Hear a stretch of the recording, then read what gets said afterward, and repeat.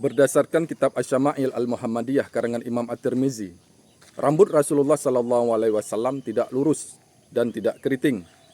Anas bin Malik berkata, rambut Rasulullah SAW berombak, tidak lurus seperti rambut orang Persia, dan pula tidak keriting seperti rambut orang Habsyah.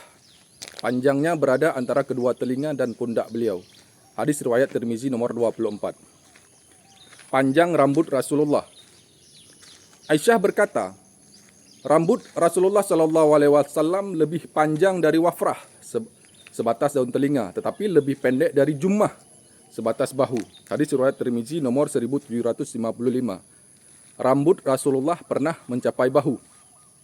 Ummu Hani berkata, ketika Rasulullah SAW tiba di Mekah, beliau memiliki 4 kepangan rambut yang mencapai bahu.